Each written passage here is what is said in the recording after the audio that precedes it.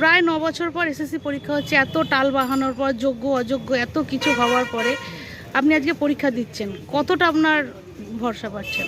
দেখুন, প্রথমত হচ্ছে ভরসা বলতে সরকারের ওপর তো অবশ্যই ভরসা আছে, যে এত বছর পর এতটা টালবাহানা, তারপরে সরকারি পরীক্ষা সমস্ত কিছু মিলিয়ে এই পরীক্ষাটা হচ্ছে।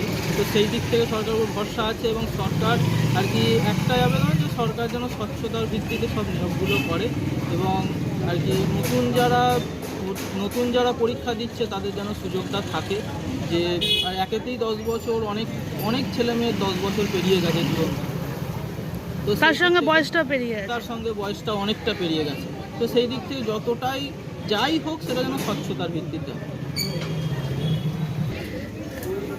এই যে এতদিন যে নিয়োগগুলো হলো সেগুলোকে স্বচ্ছভাবে হয়নি, বা স্বচ্ছতা বলতে আপনি কি মনে করছেন?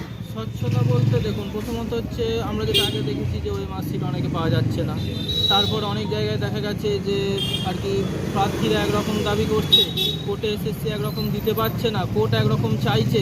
এটা আর কি বলবো, যে যেটা যে যা চাইছে বা যেভাবে জিনিসটা হচ্ছে সেইটা যেন আর কি ঠিকঠাক হচ্ছে না, কোথাও যেন একটা খামতি থেকে যাচ্ছে, যে কেউ মেটাতে চাইছে, কেউ আবার মেটাতে চাইছে না। এটা আর কি মানুষ নিজেও কনফিউজ হয়ে যাচ্ছে যে কে মেটাতে চাইছে আর কে মেটাতে চাইছে, এই হচ্ছে।